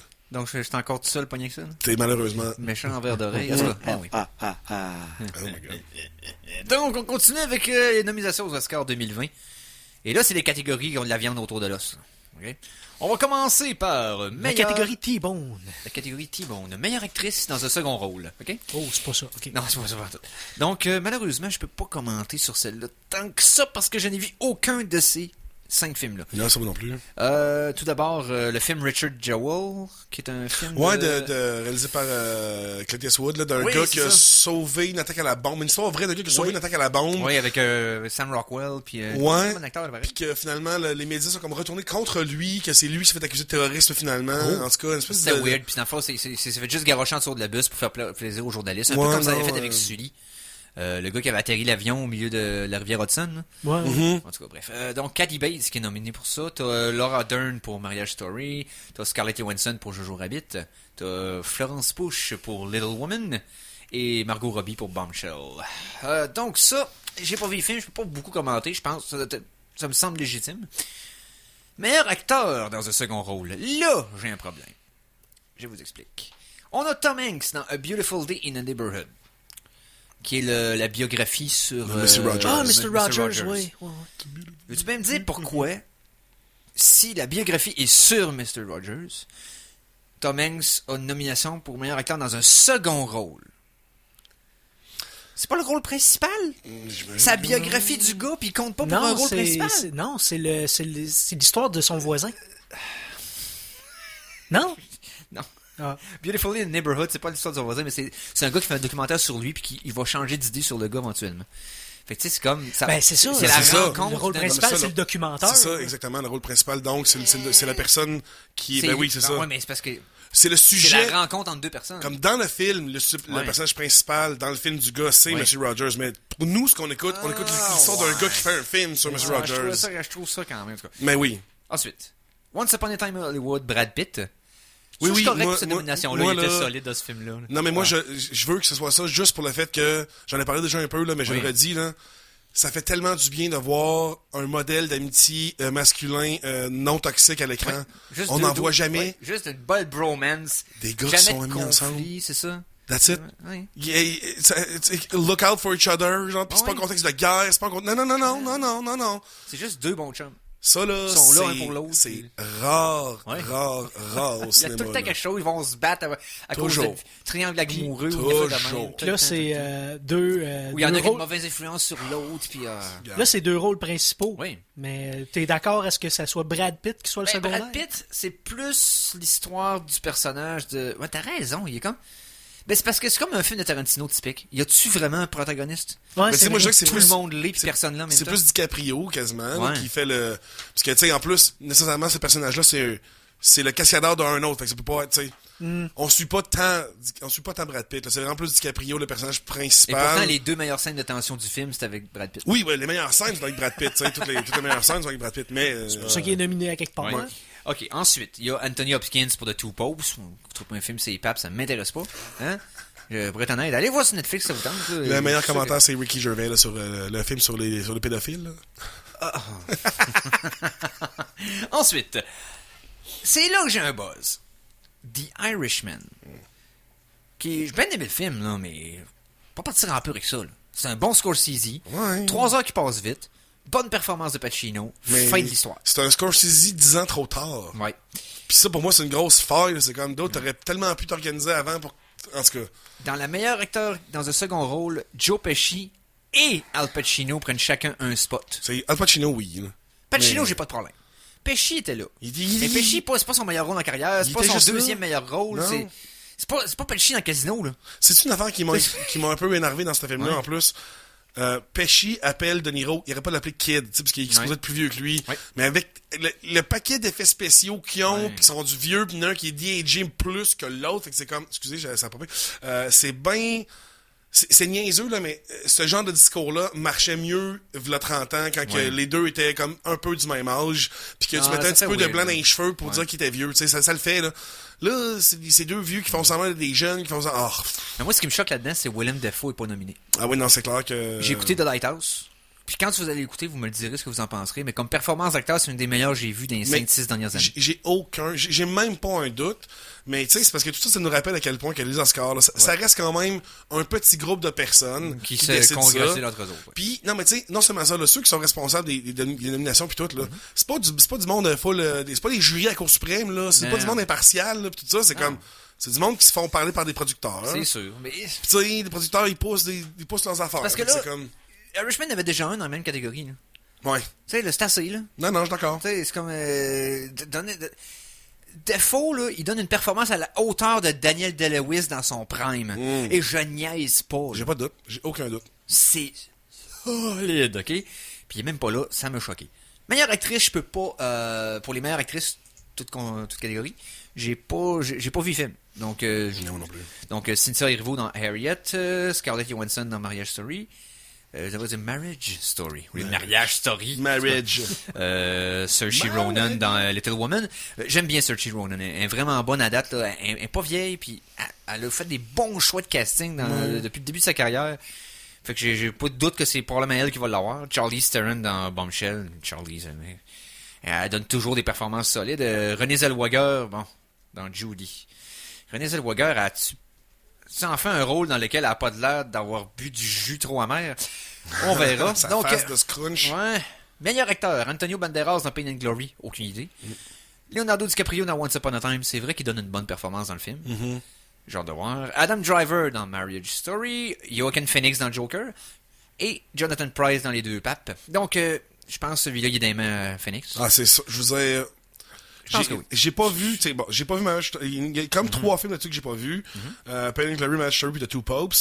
Mais Je vais essayer d'écouter des films pour me donner une meilleure idée, mais à date, là, par rapport à l'impact populaire que le film a eu, mais aussi, ça l'a enfin montré à tout le monde. Ceux qui n'ont pas écouté des films indépendants de Joaquin Phoenix dans les dernières années n'avaient pas idée à quel point ce gars-là était fort. Non, exact. Et là, il vient de le montrer à tout le monde. Parce que là, le film a eu une portée universelle. J'en suis l'exemple parfait parce que j'étais pas au courant à quel point Joaquin Phoenix était un bon acteur. J'ai vu Joker, j'ai tombé sur le cul. C'est ça. Non, et non, là, tu peux backtracker, aller voir Her, aller voir You Were Never Really Here, aller voir, dans le fond, The Master. The Master. C'est ça. The Master, The c'est Master, c'est débile. extraordinaire. Parce que, tu sais, j'avais vu Her, mais j'avais pas de comparatif. Ouais, c'est ça. Mais là, j'ai vu son range avec The Joker, puis j'ai ébahi. Her, là, je veux le conseiller aux gens, là, je vais dire comme je disais quand j'avais fait le film. Écoutez-les comme compagnons avec Under the Skin. Her, la meilleure passe, c'est avec le front qui plisse. Oui! Je le mets sur la page des geeks pour moi qu'ils comprennent pas, mais il y a une scène où que Joaquin parle, puis il couche sur le côté, puis il plisse du front, puis là, il y a un zoom-in qui se fait par la personne qui filme l'écran. Là, pas, nous, dans l'image, on voit pas ça, mais dans l'image originale du film, mais ça zoom in ça garde ses yeux et les plis de front font un petit visage. C'est tellement drôle que ça en vient... le film en vient meilleur à cause de ça. Mais c'est ça. Puis ces deux films-là, j'ai mis ensemble parce que ça montre Scarlett Johansson acter seulement avec sa voix dans Her, puis insolide, et acter seulement avec son corps dans Under the Skin parce qu'elle parle pas. Ouais.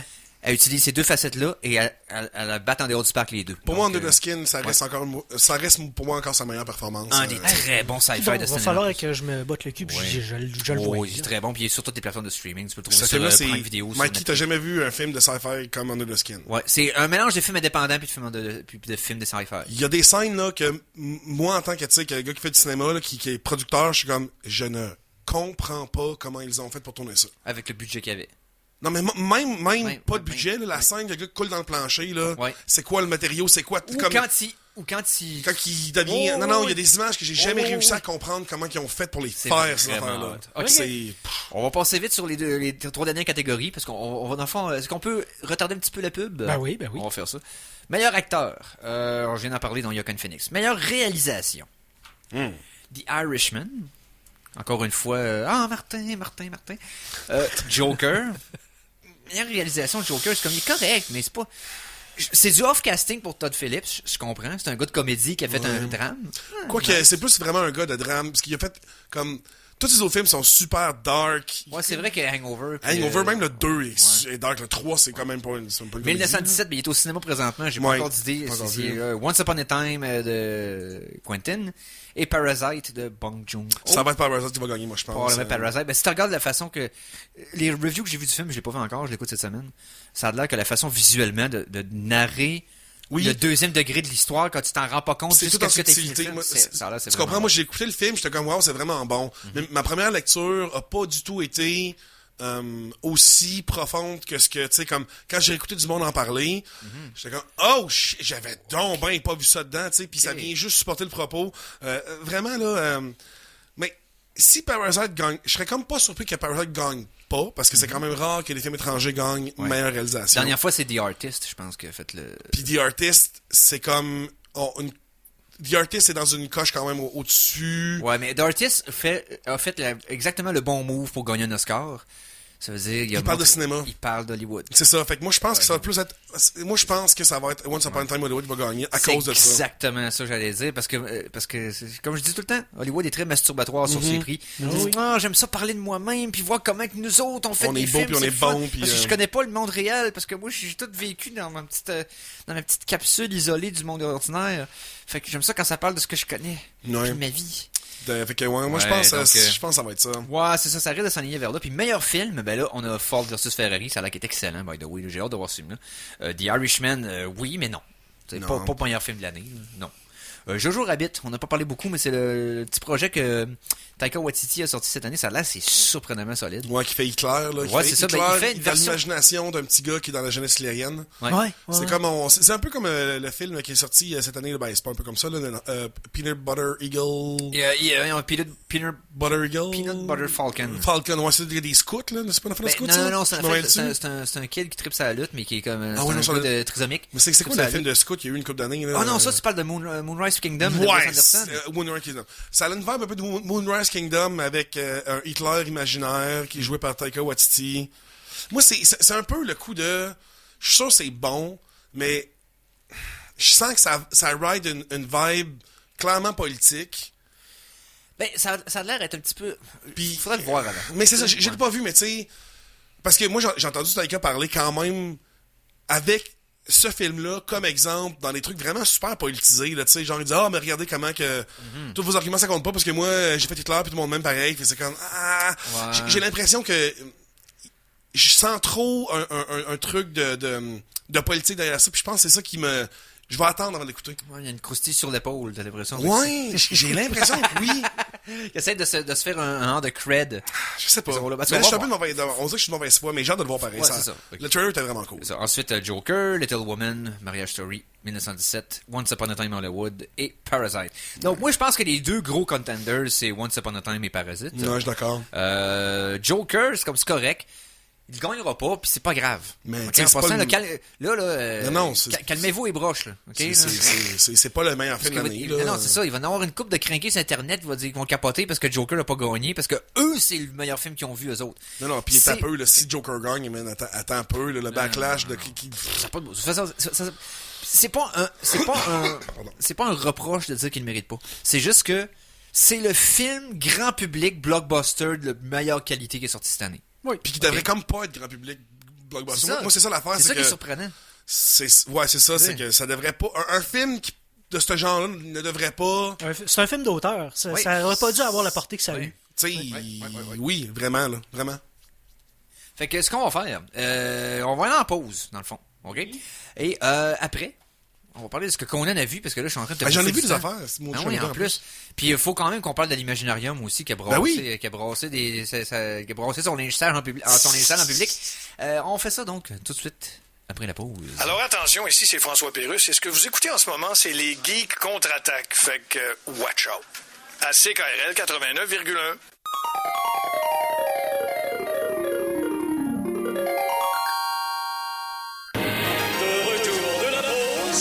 Revoici les Geeks contre-attaque!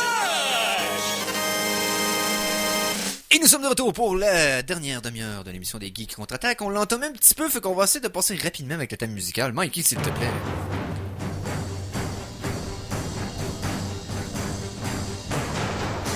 Après Conan,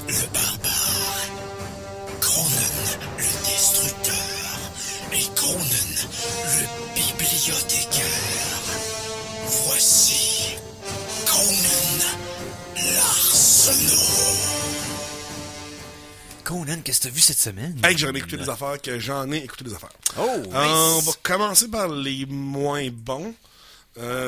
Ok, donc j'ai écouté... j'ai écouté le dernier Jay et Bob. Donc, Jay et Bob... Reboot. Exactement. Donc, qu'est-ce qui se passe là-dedans? Ben alors, là-dedans, Jay et Bob doivent se rendre jusqu'à Hollywood pour empêcher le reboot d'un film qui les concerne. C'est le premier film que Kevin Smith a fait suite à sa crise cardiaque qu'il avait faite. Ouais. Et là, il avait décidé, regarde, je fais un dernier film qui va comme tout emprunter de tout mon View-esque universe, dans le fond, pour tous ces personnages-là, de toute la saga des Jay et Bob et des Mallrats de ce monde. Tout placer ça dans un film. Lui, ça avait l'air à tenir à cœur beaucoup. Oh ouais, j'ai pas de doute. Mais... J'ai pas de doute qu'il y a eu bien du fun en tournant ça, là, mais c'est... Ben, j'ai pas... Parce que une fois que le film est sorti, j'en ai pas entendu parler, pas en tout. C'est pas... C'est C'était- weird. D'un gars qui est aussi connu que Kevin Smith, là. Ça a été une sortie très restreinte en salle, Ouais. de toute façon. Puis le monde n'a pas parlé. On dirait Non, que c'était mais comme, c'est vraiment par politesse, là, parce que... ok. C'est pas... tu sais, c'est... Quand t'as rien de bon à dire pour quelque chose. Non, non, mais... Ouais. C'est ça, parce que, tu sais... Ok, oui, là, tous les personnages de tous ces films sont là. Mais tu sais, je te donne un exemple là, de exactement comment ça arrive pour beaucoup de personnages. Là. Cut sur Matt Damon déguisé en Loki qui se tourne de bord comme Hey, Dogma. salut, c'est moi Matt Damon que je joue le rôle de Loki dans les années 96 dans le film Dogma. Puis là, il fait un petit speech par rapport à ça. Puis là, dites à vos kids que c'était moi, Loki, bien avant de Tom Hiddleston avec un accent anglais. What? C'est comme, ça coupe. Puis là, ça revient à il y a beaucoup de choses comme ça. Pas sur le nez de même tout le long. Tout le long, là, tu sais, même que, tu sais, là, j'étais... Toi, tu fais des clins d'œil tanné, aux là. fans, que tu fasses ça, qui te l'explique en plus. Pourquoi il fait ça? Tu sais, puis, mettons, là, il prend quelque chose que moi, sa fille, je la trouve pas bonne, là. Harley Harley Quinn Smith est dans le film, mais elle fait la fille de Jay. Fait qu'elle fait la fille de Jay. Fait que c'est une pothead. Non, même pas tant que ça. Mais, non, mais les personnages, oui, ils filment plus tant que ça. Là, dans ce film-là, ils ont juste 3 joints seulement. Modération. Ouais. Puis... Ah, c'est pesant. Hey, c'est tellement pas bon, c'est tellement pas drôle.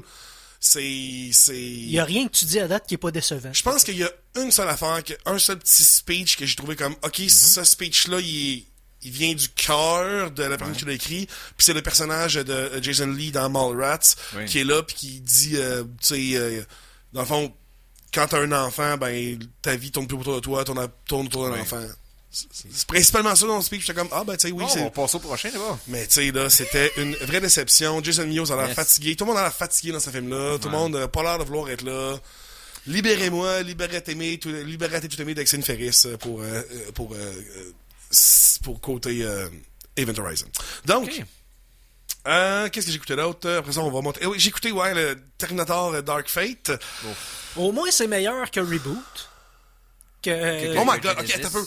Tu parles de Reboot, je vais revenir à J-Bob, là. Il y a une grosse scène que le monde s'estime sur c'est quoi un Reboot, c'est quoi un Remake. Ça dure comme 8 minutes, là, du monde qui dit comme, non, Reboot, c'est ça, un Remake, c'est ça, là, on va empêcher un Reboot, on met un Remake. Oh my god. Puis, c'est la seule fois dans presque tout le cinéma de Kevin Smith que Silent Bob prend parole. Et évidemment, c'est qu'on est nazis, comme, what the fuck. C'est pas bon, là. C'est pas bon. C'est vraiment pas bon. Donc, Terminator Dark Fate. Terminator Dark Fate, ok, le problème, là, c'est parce que ce qu'ils nous mettent devant nous autres, c'est pas une mauvaise idée. Okay? S'ils avaient fait ça tout de suite après le 2, il y a 15 ans, ça aurait fait comme, ok. Parce que dans le fond, le film commence. Et là, spoiler, le film commence, il y a Sarah Connor et son fils qui sont dans un petit bar au Bahamas, et il y a un Terminator qui arrive et qui bute John Connor. Le film commence dans le même. T'es comme, ok. Ben, ils ont réussi finalement, good. Mais là, turns out que, ben, en faisant ça, il a changé le futur, évidemment. Mais là, il y a quand même un futur apocalyptique. Mais là, c'est plus Et un Skynet. chef de la résistance. Oui, c'est ça. Mais là, c'est plus Skynet. Ça s'appelle Légion. Puis, mais là, c'est la même affaire. C'est que là, il y a un Terminator du futur qui est là. Ça a juste puis- changé de marque. ça, littéralement, fait que c'est comme. Mais qui fait, laissez-le donc juste tuer la fille. Fait que là, il va y avoir une troisième itération. Je veux dire. Si tu laisses tuer John Connor à chaque fois, toujours un futur différent à chaque fois. Fait que.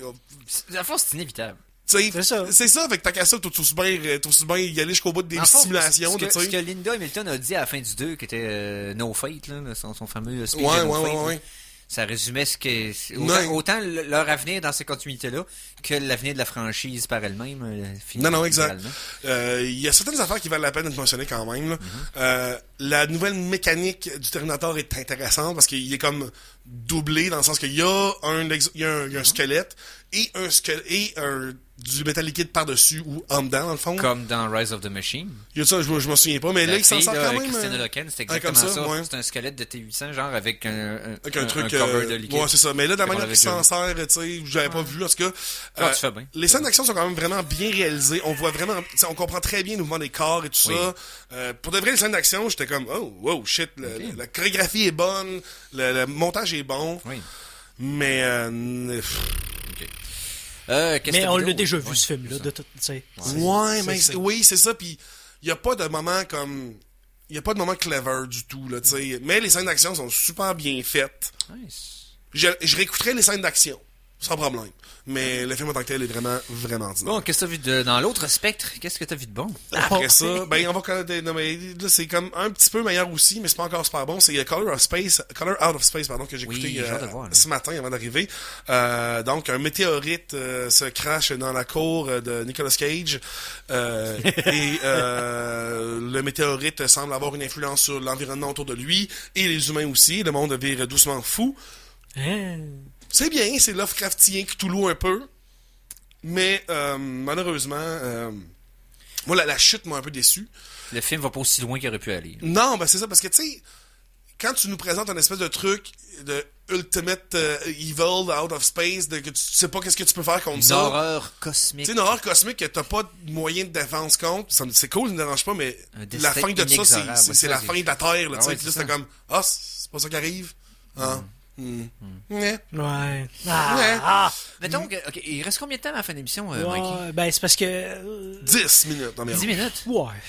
C'est parce que j'aimerais ça qu'on prenne. Parce que, t'as-tu des gros films que tu veux prendre le temps de parler comme faut parce qu'on pourrait regarder la semaine prochaine? Ben, j'ai vu Uncut Gems. Ah Et- ben oui, ça, la semaine prochaine, ça va à peine. La semaine Parfait. prochaine parce que moi, Oui. je vais l'écouter. d'ici Parfait. là. Ah, parfait. Ok, parce que je veux qu'on en parle ensemble parce que Good. j'avais aimé le projet Good Time que les Safety Warriors avaient fait avant. Donc, on se donne un devoir, buddy. J'écoute Uncut Gems cette semaine, puis écoute Good Time. Good Ok, time. ouais. Ok. Yes! Fait qu'on va faire ça, puis on s'en parle. Parce que je pense qu'on a du stock à dire sur l'imaginarium de cette semaine. Oui, c'est vrai, mais c'est de vrai. valeur. C'est Imaginarium. Vous qui entrez, abandonnez toute espérance. Vous êtes les bienvenus dans l'imaginarium du docteur Gauthier. Ah, Colin, je me sens mal. C'est la première fois que j'ai coupé ton entrevue courte. Ah, mais c'est pas grave. Mais le film m'a fait penser que. Oui. Allez voir le trailer de Guns Akimbo avec Danny Radcliffe qui est Ça a l'air sorti. bizarre, hein? Ça a l'air fucké raide. Allez voir le trailer de Ouais, ça. un gars qui se réveille avec des guns comme Les guns vissés dans vissés la sur main. les mains, genre. Puis, ça a l'air mon gars, ben raide. Ça a l'air complètement éclaté, là. Je me souviens d'une image de Daniel Radcliffe qui était dans la rue, en robe de chambre, avec des guns dans les mains, avec un air éclaté. J'étais comme, qu'est-ce que c'est ça, ce film-là? J'ai donc hâte de voir ça. Un Guns Akimbo. Donc, allez voir ça. Donc, À l'imaginarium du docteur Gauthier cette Oui. semaine, vous vous réveillez subitement avec des guns vissés ses mains. Qu'est-ce que vous faites? Non, c'est pas ça, c'est pas ça, c'est pas ça. Non, l'inspiration m'est venue et je pensais pas que ça allait avoir de la portée comme ça cette semaine, mais que ça... Bon. Quel film ou série aux personnages majoritairement d'un genre tu sais, aimeriez-vous gender swiper? Exemple, les boys. Tu sais, que à place d'être tous des gars, ça serait les girls qui seraient une ligue de garage de filles. Exemple. bon, moi, je veux commencer tout de suite parce que là, je veux pas qu'on embarque dans le débat de qu'est-ce que vaut le gender swiping. Ouais, non, exact. Pourquoi Hollywood, quand ils font ça, je veux même pas embarquer dans cet exercice-là. Non, fais ça pour la fun. Moi, ce que je veux faire, Pas, on veut faire l'exercice réel. Parce qu'on a eu un beau gros débat sur la page Facebook. Allez le lire si ça vous chante. Mon point, c'est que on va faire l'exercice comme de façon concrète. Je peux-tu commencer par le mien? Tout à fait. Parce que l'inspiration m'est venue, je vais vous expliquer Oui. dans quel sens. Oui. J'ai... ça, c'est le film que j'écoute à peu près une fois par année, Gremlins 2. Oh, OK, c'est un des films que j'écoute une fois par année. Tellement bon. Ma blonde l'avait jamais vu. Ah, On ouais. l'a écouté ensemble. Et premier film anti-Trump de l'histoire, d'ailleurs. Et de la manière que ça se termine, je sais pas si vous vous rappelez, mais il en reste un. Ouais. Il en reste pas un, il en reste une. Ouais, c'est Donc, le je me film, suis dit, Gremlin 3 se ferait avec les spawns de la Gremlin femelle et ça serait toutes des femelles dans le 3. Intéressant, intéressant. Et c'est ça qui m'a donné l'idée pour cette question-là, parce qu'imagine comment, de quelle manière, de quel mischief serait capable des gremlins méchants femelles. Ça serait différent, ça serait bizarre. En tout cas, Tu iras voir la review de Gremlins 1 et 2 de Red Letter Media. Ils font un script d'un potentiel Gremlins 3 en jasant. Ils brainstorment sur Gremlins Goes to Washington. Donc il s'en irait à Maison-Blanche puis il deviendrait président. OK. Ça serait Gremlins partout sur le pays. Pour de vrai, là, les Gremlins, ce serait une franchise que j'aimerais tellement qu'on ramène. Pourquoi là. c'est mort demain? Il y a tellement de potentiel. Tellement de potentiel, mais c'est les films marionnettes, c'est tellement... Mais à quel point tu peux satiriser le quotidien avec ça? Puis OK. J'ai pensé à 2 films pour le gender swiping. Puis là, j'y étais dans un angle où, évidemment, que tu sais, je veux pas aller dans l'exemple très bas du Ghostbuster avec des filles. C'est pas ce genre de patente-là. Je me suis attardé au fait que faut que la prémisse, en switchant le genre, donne un nouveau potentiel et un nouveau souffle à cette histoire-là. Oui. OK? Pas simplement, on met un miroir sur le sexe des protagonistes, puis that's it, là. Le premier qui m'est venu à l'esprit, fais pas le saut, là, qu'on a, First Blood. Le premier Rambo. Si tu y vas avec un angle que c'est une vétérante, une vétérane qui revient, et que tu prends pas l'angle qui a été victime de choses où c'est qu'elle était, puis que, je sais pas, moi, elle s'est fait violer par des... Il y a eu des scandales de viol et de suicide dans les militaires. Non. Elle a fait des crimes. Elle a fait des choses qu'elle regrette. Un PTSD au coton. Et ça, cet angle-là, on l'a pas rarement vu au cinéma. Effectivement. Okay? Et là, elle est en train de se détacher de sa famille puis de ses proches, puis quasiment rendu obligé d'être un drifter, comme Stallone dans First Blood, le premier. Ça pourrait être un angle très intéressant d'un point de vue féminin qui pourrait être amené comme plus un drame. Tu le modernises avec le contexte actuel, puis l'Afghanistan, tout ça. Il y aurait quoi à faire? Juste en changeant le genre du personnage principal, ça devient un film qu'on n'a jamais vu. Exact. Ça en est une track qui est un petit peu différent, puis tu peux l'amener ailleurs. Mais l'autre que j'ai pensé, et là, pensez au potentiel en tant que script que vous avez si vous pognez le film Weird Science. J'avais pensé! Yes! Donc, créatures de rêve. Donc, des filles adolescentes qui, avec un programme bizarre ordinateur, créent l'homme parfait. Et il s'avère que l'homme parfait, c'est pas ça pantoute qu'il voulait finalement, ou c'est pas pantoute ce qu'on a besoin. Ça, c'est le genre. Ça, c'est dans l'air du temps, ça pognerait au bout. Je te dis que bien écrit, là. Puis tu peux amener le script ailleurs complètement, là.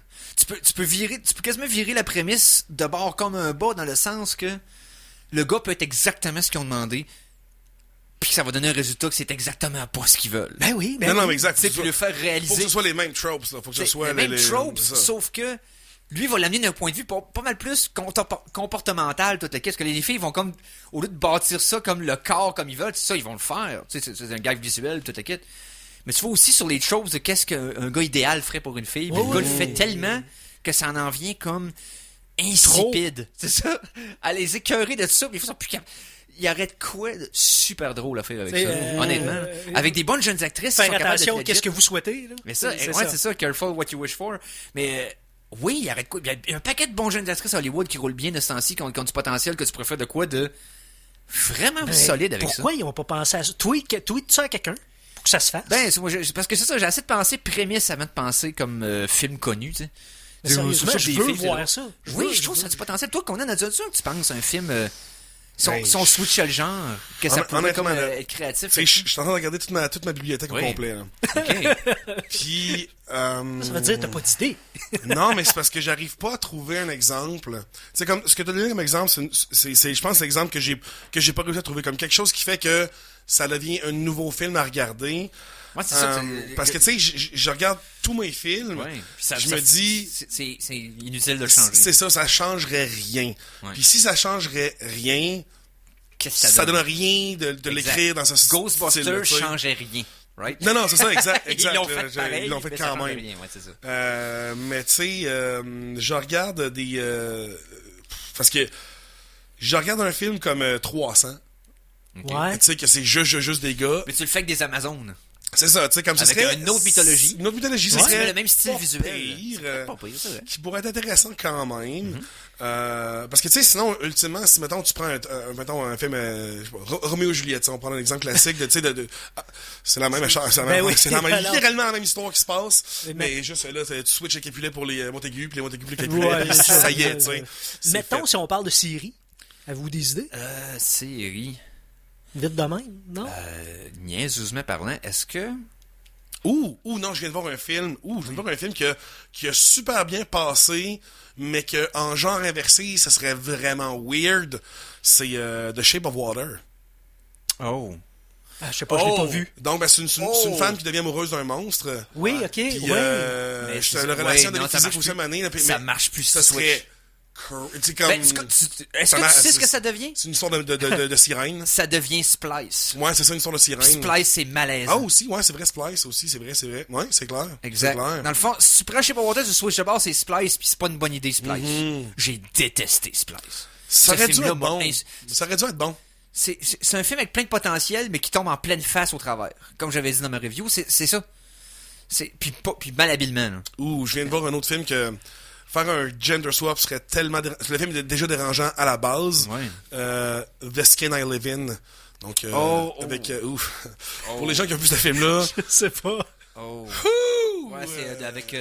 Antonio Banderas. Ouais, Antonio Banderas. C'est très... Dans le style drame psychologique fucked up, là, ça va loin pas mal. Ok. Bref, non, c'est un sujet intéressant à réfléchir, mais si on se concentre sur l'exercice de le faire, pas juste sur « Ouais, mais tu sais, ils le font déjà, pis nanana. » Essayez de trouver un film dans votre tête où la prémisse change.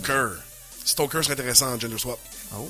La tante fuckée qui arrive dans la famille. Là, Weird Science, ça me prend quelqu'un sur Twitter qui va pitcher cette idée-là à plein de monde. Je veux voir ce film-là. Eric, merci. Pas de trouble. Hey, merci merci de l'idée de l'imaginaire. Merci. Merci Mikey, merci les pitons, merci toutes, merci Conan. Hey, merci à toi mon cher. Merci à, bien sûr, à notre ami Bruno Pierre Gagnon. Vous avez pas entendu le papier, j'ai déplié à la dernière minute.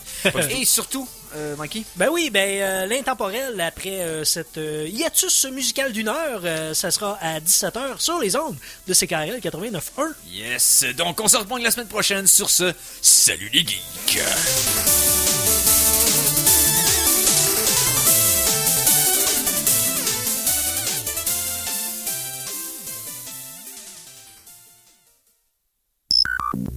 Cette émission est disponible en balado-diffusion.